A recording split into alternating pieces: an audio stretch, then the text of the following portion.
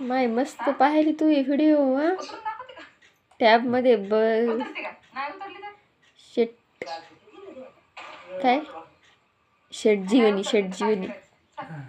शेटजीवनी मस्त म्हणलं टॅब मध्ये चष्मा बिष्मा लावून लगे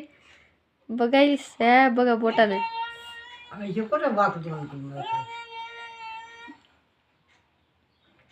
तुझ्या केसाला मेहंदी लाव का माय